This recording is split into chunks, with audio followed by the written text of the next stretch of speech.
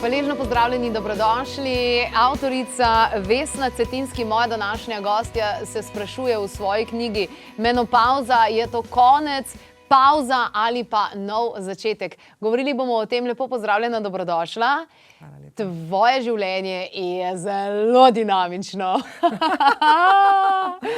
Jaz sem se zdaj do svojih 33 let selila 16-krat in ko sem prebrala, da si se ti od 44. do nekaj čez 50 ali nekaj takega selila 7-krat, sem rekla, upam, da po 40 se ne selim več.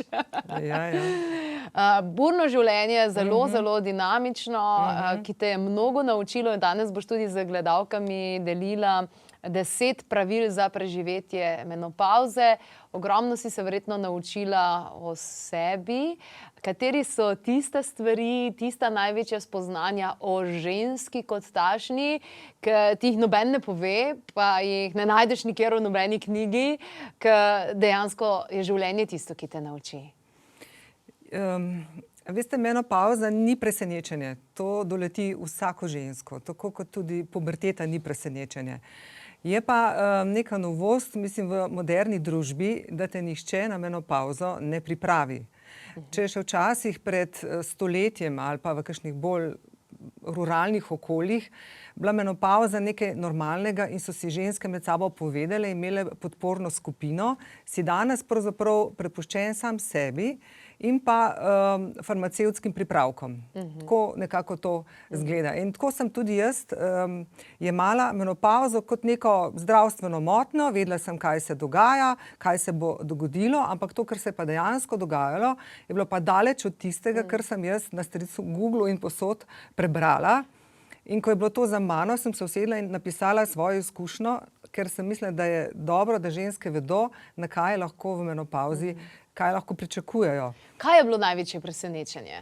Največje presenečenje je bila ta divja notranja moč. Ena taka energija, prav živalska energija, ki je pravzaprav pometla z vsemi slabimi navadami in kompromisi, ki sem jih delala v preteklih desetletjih. Se pravi, ne pridejo samo valonge, ampak tudi neka modrost. A veste, primarno je menopavza, v bistvu se dogaja na mentalnem nivoju in čustvenem, telo temu samo sledi. In kot tudi pravijo ginekologi, v bistvu se menopavzo lahko do neke mere predvidi, če se pogleda, kako je ženska živela v letih pred menopavzo. In najlažje jo preživijo tiste ženske, ki živijo v takem podpornem socialnem okolju, v ljubečih družinah, stabilnih družinah. Tiste pa, ki seveda so bile bolj izpostavljene življenjskim preizkušnjam, ločitve, kompromisi sebi v škodo in tako naprej. Tiste pa čaka kot neke vrste druga priložnost, da postavijo življenje na novo, na nove temelje. Takrat pa hormoni prevzamejo in telo vajeti v svoje roke, se umakne, hormoni zdaj rečejo, zdaj pa je konec s tem in tem notranjim signalom je pa takrat nujno potrebno prisluhniti. V bistvu neka taka, zdaj pa dost, ti reče. Zdaj pa dost. Zdaj pa dost. Telo reče, zdaj je pa dovolj. Zdaj pa ne zmorem več. Zdaj pa ali ne, boš naredila potrebne spremembe, ali pa se ve, bo šlo s tvojim zdravjem, psihičnim in fizičnim samo še navzdol.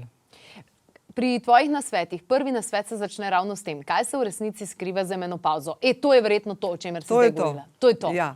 Zdaj, drugi nasvet, postani zmeren hipohonder. Ja. V menopavzi je treba posebno pozornost nameniti svojemu zdravju. Takrat že zdravje počasi ženski stavlja račun. In ženske imamo zelo dober občutek o lastnem telesu. Natančno vemo, kaj se dogaja. In če je kakršnokoli signal, nek notranji glas, da nekaj ni v redu, bom prav apelirala, ženske, poiščite zdravstveno pomoč. In ne odnehajte, dokler ne pridete zadevi do dna. Se pravi, biti pozoren na simptome. Tako. In če uradna medicina ne da odgovorov o vzroku bolezni, če vas odpravijo z tabletami in pač tako naprej, poiščite odgovore drugje. Pomembno je, da najdete vzrok svojih težav, ki se pa običajno skriva čisto na desetem koncu v telesu. Zaradi tega, ker telo je povezano in tukaj je izziv, mislim, sama sem zdravstveni delavec in vem, kako medicina gleda dejansko na telo, zelo ga razstavi, imaš oddelek za pljuča, pa imaš oddelek za rodila, pa imaš oddelek za glavo, a ne? Noben te pa ne pogleda kot celega telesa, pa ugotovi, vse to je pa pravzaprav povezano z vsem, a ne? Ja. So bile tudi tukaj na tem področju kakšne težave, je bilo treba iskati pomoč v tem smislu? Ja, jaz sem v tistem času preživela eno lažjo obliko kožnega raka. Seveda, medicina je naredila svoje, ne? Medicini je vsekakor potrebno zaupati, pa moderni znanosti, ampak ker se je pa ta kožni rak naredil dobesedno nad srcem, sem pa nekje čutila, ne, na prsih, ne, sem čutila, da se za tem skriva nekaj več. Ne. Sem rekla, nemogoče, da bi tam nikoli ni sonce opeklo. Ne. Mislim, zakaj pa ravno tam? No in sem iskala potem odgovor pri, dobro, jaz dam nekaj na kitajsko medicino in na te meridiane in seveda sem našla odgovore in tudi potem sanirala vzroke tega. Tako da vzrok je treba najti, zakaj se nekaj Kje je pojavi. bil vzrok? Veste kaj, jaz sem bila izčrpana, ne, se pravi, Adrenalna izčrpanost? tako, ne, ja, ledvica. Velikokrat, oziroma skoraj vedno pridemo na tem, ko poslušamo klepetove strokovnjake, karkoli govorijo, kjerkoli meridian je, kakorkoli se upošteva bioritemska ura in meridianska ura, pa zmeri pridemo na te adrenalke, ki jih kurimo s kavicam, s stresom in z vsemi ostalimi zadevami. Res je tako. Ja, adrenalka. Torej, postanite zmeren hipohonder, odlično. Tretja zadeva je dejansko gibanje in s tem je povezano tudi ostalo, cirkulacija, mikrocirkulacija in tako naprej. Kakšno gibanje se tukaj priporoča? Ker jaz moram reči, poznam ogromno žensk, predvsem, ki bi rade shujšale in potem po službi ob 6 grejo na dinamično aerobiko in nič ne deluje in potem pojejo samo eno solatko za večerjo in so vse nesrečne. To verjetno ni način. Kakšno gibanje si ti ugotovila, da najbolj deluje? Veste, jaz sem enako izkušnjo in po enaki poti sem šla. Zavila sem v fitness in seveda pač tam upravljala vodene vadbe. In potem me je k sreči, po neki vodeni vadbi, ta vaditelj, ne, ki je izgledal bolj kot neki vojaški poveljnik, ne, me je dobesedno diskvalificiral iz te vadbe. Ne. In mi prav pred ostalimi rekel, ne, gospa, a ne vidite, da ste vi za to vadbo prestari? Čeprav nisem bila najmanj betežna in najmanj sposobna, ne, so bile mlajše kolegice še bolj, bom rekla, so imele slabše rezultate. Sam mene je prav dobesedno prikoval me je na zid, ne, in potem sem ostala doma in sem razmislila, dobro, ne, če on tako mislil, da sem prestara. Dejstvo pa je, da je s to vadbo nekaj narobe, ker meni ne uspe shujšati. Ne, jaz postajam bolj čvrsta, zategnjena, ampak kilogrami se me pa držijo, kot da jim gre za življenje. In sem začela raziskovati in tako naprej. Skratka, samo sproščena joga, nič drugega. Nič drugega. Nič drugega. In to ne kakšna huda kakšna hoja v hrib ali pa, ne vem, planinarjenje. Ne. Sprehod. Samo navaden sprehod. In ta sprehod mora trajati 1 uro. Tem je pa finta, ne? Ja. V tem je finta, ker zato, da se potem sprosti in da dejansko začenja potem se... Samo ven iz bloka, iz hiše stopite, Slovenija je majhna in samo hodite. In najboljše hoditi sama in samo hodi. Ne bo dež, ne bo sneg, samo hodi. Ampak koliko se ženske nimamo rade po eni strani?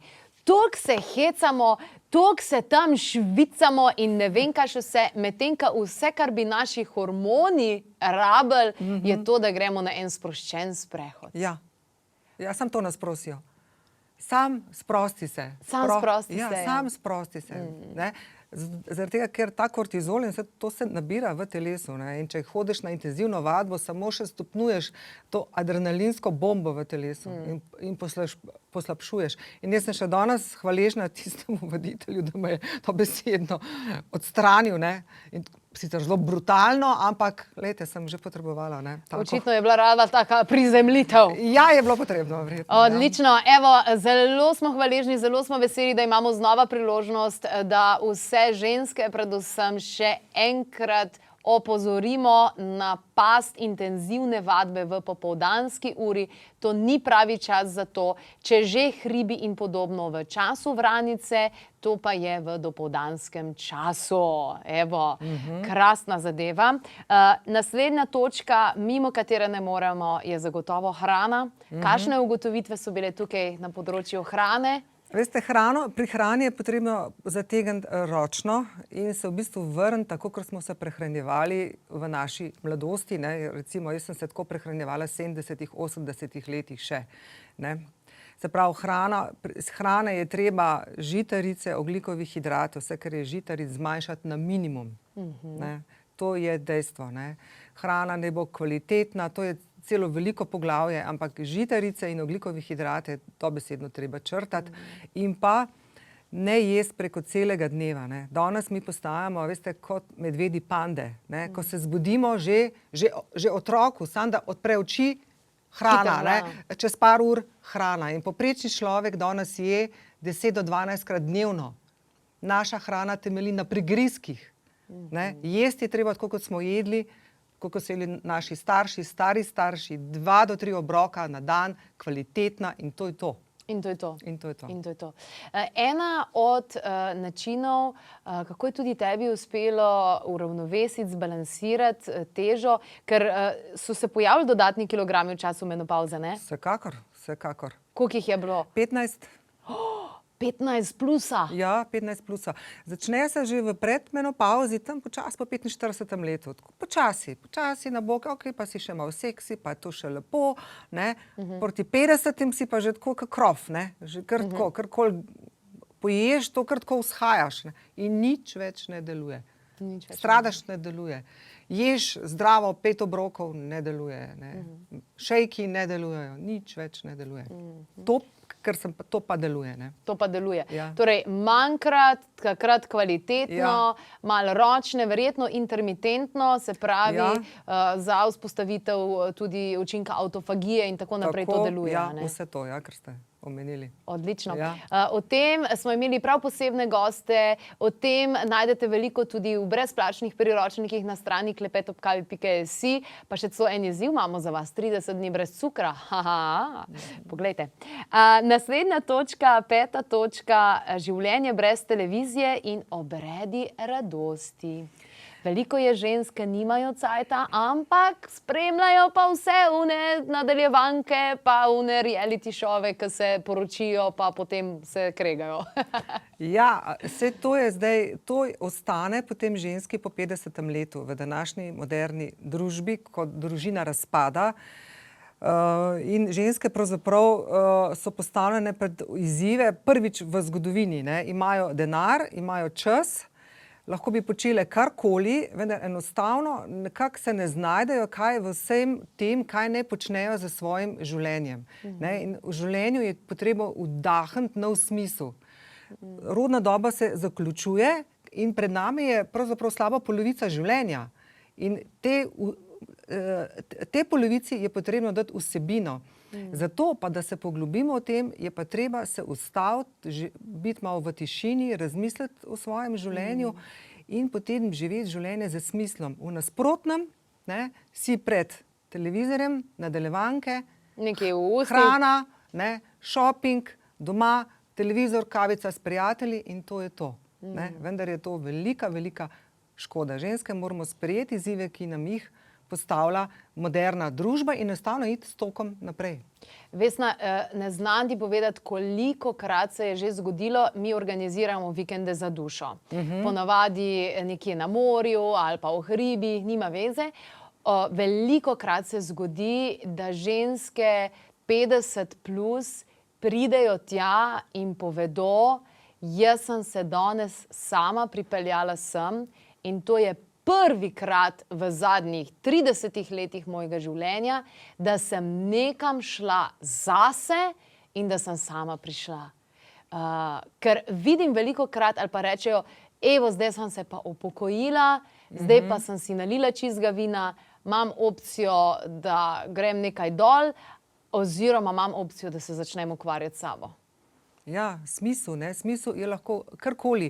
Lahko so hobiji, lahko je vrt, lahko je nek projekt, ne vem, podjetništvo. Ogromno žensk postane podjetnice, ne? Facebook je zdaj, recimo, družbena omrežja, ogromno možnosti, da se pokažemo, kaj delamo, kaj znamo. Kdo zna in lahko da družbi več kot mi? Nihče drug. Mi, ženske, in to so včasih še ljudstva znala ceniti, so vedele, kaj je za starejšim populacijo. Danes pač moderna družba nima prostora, mi se moramo dobesedno izboriti za svoj prostor in enostavno se prilagoditi temu. Zelo zanimivo mi je bilo, ko sem potovala po svetu, raziskovala ljudstva, kako so včasih delovali in tako naprej, je nekako delovalo, da ženska, ki je imela menstruacijo, je vsak mesec dejansko telo pripravilo to energijo za novega otroka, za novo rojstvo in se to ni zgodilo, ne? In to vzame nek del energije in ko se pa menstruacija konča, pa ta energija v bistvu ostane za žensko, za njeno drugo kreacijo in takrat je ženska v vasi, v neki skupnosti postala v bistvu modra ženska, je postala lahko šamanka, je postala zdravilka, je postala vse to. V naši sodobni družbi pa postane odpadek. Ja, jaz sem bila ravno v tem času brezposelna in sem bila na Zavodu za zaposlovanje po lastni želji in sem videla, kako izgleda biti brezposeln. V bistvu pri mojih letih kvalificirana z veliko zvezami konec koncev, ne? Vendar mi je na Zavodu za zaposlovanje delavka rekla, vaši izgledi za zaposlitev pri 53 letih so črni, ne sivi, črni. Družba ne ve, kaj bi z vami počela. Morate delati, sam ne vemo, kaj bi z vami. In posod si odveč. Posod si odveč, ne? Ob tem, da pa v teh ljudstvih, ki še danes so, ne, bolj tako živijo v skupnostih, je tudi značilna dolgoživost. Tam ljudje tudi najdlje časa živijo. Zaradi tega, ker živijo življenje z smislom. Sodobna ljubezen.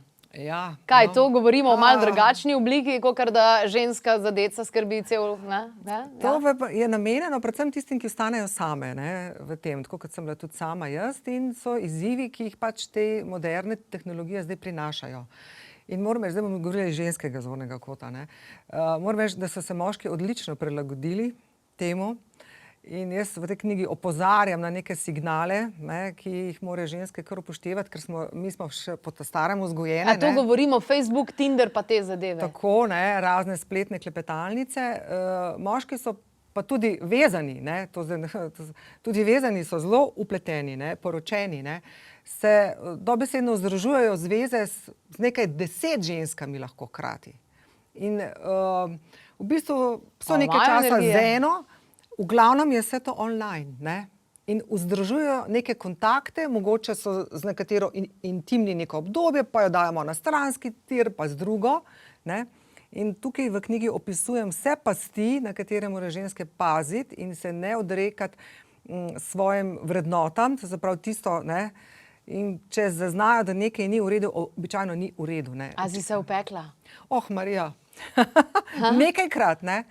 Nekajkrat in zaradi tega sem zdaj tako nekako rekla, ne, da mislim, tako bom rekla, bolj gotovo je partnerja spoznati znotraj nekaterih interesnih skupin. Je veliko bolj zdravo. Se pravi, ples, tečaj, lončarstva, ono, tretje, ne pa Tinder. Spletne klepetalnice, ne. Okay. Pa so lahko še take reklame, ne. Moški znajo to zelo lepo manipulirati. Ampak kot pravnica bi rekla, da si se znašla, da si hitro navohala. Ja, dvakrat sem pa mogla se malo opeči, ker nisem mogla verjeti, da lahko en odrasel moški tako funkcionira, ne. Pa še tako je, ne, treba biti realen. Recimo, mi smo zanimive za mlajše moške, ne, zaradi tega, ker si obetajo hiter in enostaven seks. Ampak v zadnjih cajtih jaz slišim, da mlajši moški, da jih zelo rajcajo, po domač povedan, starejše ženske. Ja, ker je to jim obeta nekompliciran, hiter in seks brez obveznosti. Kater mlajši moški pa ne bi rad imel, ne? In ženske tudi marsikatere zavestno pristajajo na to, samo moraš pa zavestno pristajati na to. Naša generacija moških, moja recimo, ne, seveda pa se ozira za mladimi ženskami, ne. Čist skregan, ne? Ne, tako se pravi, če je že samski, ne bo vzel neko svoje generacije, 5 let mlajšo, ampak bo vzel 15 let mlajšo. A pa si se na mlajšem opekla? Na starejšem? A res? Mislim, na moji generaciji pravzaprav. Kaj je bilo? Ja, a veste kaj to? Z mano pa še z enimi 3 zraven. Ne? A pa ste se doble, ve? Nismo se dobile, ampak jaz sem se z njim zapletla in pa kar lepo mi je zginil. Ne? In ga ni bilo, recimo, se sploh ni javljal, par dni, 10-14 dni, na družbenih omrežjih sem pa videla, da je aktiven. Vidiš, da je aktiven. In potem se je spet pojavil in neke laži, ki so najprej zdele verjetne, pa dobro, pa nekaj se pa dogaja, nekam gremo in spet zgine. Ne? In tako pa se reka, pa dobro, to pa res. Ne? In pa sem se malo pozanimala in tako in seveda ne. Tako da to je toplo vroče. Ne priporočam ta družbena omrežja in tako naprej za resno partnerstvo. Gremo na naslednjo točko. Naslednja točka, svetovni nazor. Kaj si misli tukaj? Če tisti način življenja ali pa pogled na svet, če vam ne odgovarja več, ga mirno zamenjate. Se pravi, to ne sme biti železna srajca. Dobro, če izhajam iz lastne izkušnje, jaz sem bila več kot 23 let strastna jogistka, pripadnica deloma tudi hinduističnega načina, razmišljanja pa meditacije in tako naprej. Ko sem prišla v menopavzo, sem videla, da mi ta sistem enostavno ne ustreza več, da moram življenje pogledati na bistveno bolj realen način. Da ne smem več, ker večino težav sem si v življenju nakopala s tem, ko sem bežala v mentalne sfere. Življenjem se v menopavzi treba zagrabati na bistveno bolj prizemljen način. Prizemljeno, ne? Prizemljeno in ne bežati od svojih problemov v duhovne sfere, kar ženske v menopavzi zelo rade storijo. Ne? In tako bo že nekdo od zunaj poskrbel za to, se bo že zgodilo nekaj. A v bistvu mora biti to polnomočenje, zdaj pa kako bom jaz poskrbela zase? Jasno, moč v svoje roke in če želiš spremembe, naredi jih. Ne čakaj, da bo nekaj prišlo. Jaz sem še pred menopavzi meditirala, pa sem mislila, pa bo pa se nekaj zgodilo, kar me bo rešilo, recimo te stiske. Nič se ni zgodilo, samo še bolj sem tonila, dokler nisem prišla praktično do dna, se rekla, v redu, zdaj pa nič več ne deluje, zdaj pa treba nekaj spremeniti ali pa ne vem kaj. Spremeniti svetovni nazor, če vam ne koristi in vas ne podpira več. In biti bistveno bolj prizemljen. Prizemljenost. Smisel druženja z ljudmi različnih starosti, različnih socialnih sredin. Se mi zdi, da je to tukaj pomembno. Izredno pomembno. Da vidiš, da slišiš, da eni se ne morejo pogovarjati s človekom, ki je drugačnega mnenja kot on. Postanejo živčni. To je izredno pomembno, da se temu upremo v bistvu vse generacije. Vse generacije, zato apeliram prav na vse generacije. Namreč moderna družba zelo rada segmentira ljudi. Imaš vadbo samo za starejše, pa imaš vadbo samo za mlade in tako naprej. In to ustvarja nek umeten prepad med nami in medgeneracijsko trenje. Namesto, da bi nas nekje, ne vem, da bi šel trend pa mainstream v medsebojno povezovanje, tako kot je bilo včasih, stari so pač svoje nasvete, to gre v segmentiranje. Mladi posebej, ne vidim nikjer družbe, recimo vadbe za babice z vnuki. Recimo, hipotetično, ne? Ampak imate tam zlata leta, ne? Jaz v zlata leta mene tam ne bodo videli, ne? Se vemo, vse ti greš vojakom pa to. Zelo dragoceno za vse je tudi, če na osebnem nivoju, če se družimo z ljudmi z različnih starosti. Jaz imam zelo mlade prijateljice, imam pa zelo dragocene moje prijateljice, ki so starejše, ki so danes stare 70-80 let in so moje drage prijateljice. Super. Vidim tudi sama, že veliko let opazujem na teh dogodkih, recimo sploh na vikendu za dušo dejansko, ko imamo temo hormoni in pomlajevanje, dejansko pridejo tiste, ki so pri 30-ih, tiste, ki so pri 60-ih in cel vikend skupaj preživijo in se fantastično dejansko razumejo. Ker zadaj imajo isti namen, zadaj imamo pravzaprav vsi isti namen. Pač radi bi bili ljubljeni, radi bi ljubili, radi bi bili okej, ne? Tako da najdemo stvari. Super. Krasen nasvet. Vesna, za prijateljice je še eden tak nasvet, ne? Zelo pomemben je, a veste, da ženske, ki so danes v menopavzi, redko katera, takrat, ko sem bila jaz, no pa tudi to, redko katera je omenila svojo mamo kot tisto podporno figuro, ki je pomagala skozi ta proces. Generacija naših mam je v bistvu generacija mam polnih strahov. Ne bom pospeševala, običajno je to tako v mestih. In so zelo dragocene starejše prijateljice, ki se ne ustrašijo tvojih močnih čustev, ki te navdajajo v procesu menopavze. V tistem času v tebi vre in ta močna, tudi velikokrat negativna čustva, ki jim je treba dati veljavo in jih dati na plan, se starejše prijateljice ne ustrašijo. Ker so to že dale same skozi, te sprejemajo in te podpirajo na tvoji poti. Mlade se ustrašijo, tvoja generacija se kar ustraši, ne? Recimo reče, pa ne smeš tako negativno razmišljati. Ko ti nekdo reče to je med vrsticami povedano, ne zanima me, kaj v resnici misliš. Ne smeš tako razmišljati. Ti nisi okej. Ne zanima me. Ali pa misli pozitivno. Misli pozitivno, to dejansko pomeni živi v svetu, kakršne bi želela, da je. Ne pa tak, kakršen dejanski je. Se pravi, negativna čustva moramo dati veljavo in dragoceno je imeti starejšo prijateljico, ki bo to zdržala, ki se bo pogovarjala z nami in nas podpirala na tej poti osebne transformacije, ne, se menopavza lahko je tudi to. Vesna, obžaluješ kakšno stvar? Ja, eno stvar pa res obžalujem. Vse v življenju se nekje da nadomestiti, tudi kariero, a veste, pa partnerja, pa se še enkrat poročiš. Ampak nekaj pa pri ženski nepovratno in to je izguba rodnosti. Ker sem resnično pogosto obžalovala je, da nisem imela več otrok. A veste, to je pa kar, bom rekla, ko usahne menstruacija in ko usahne doba rodnosti, je to vprašanje smisla v drugi polovici še toliko bolj pomembno, ne? Ker to je grozen občutek za žensko. Vse zame je bil, ne? Eno lepo obdobje se definitivno s tem konča in velikokrat sem z obžalovanjem, zakaj nisem imela več otrok. Danes imam 2 vnuka, z veseljem bi jih imela 10. Takrat sem pa preveč komplicirala, ja pa pa kako bom. Glejte, otroke je treba imeti, otroci so bogastvo. Hvala lepa za to krasno misel, s katero smo zaključili. Evo, če vas zanima tale knjiga, kar dajte si jo prebrati. Tudi teh 10 nasvetov, ki jih je danes Vesna, avtorica te knjige, delila z nami, seveda jih najdete notri. Torej, menopavza je to konec, le pavza ali nov začetek. Vesna Cetinski. Primoz je izdal tole knjigo, zagotovo jo najdete tudi v knjižnicah, tudi v knjigarnah. Skratka, bo že prišla do vas, ko je učenec pripravljen, pride učitelj.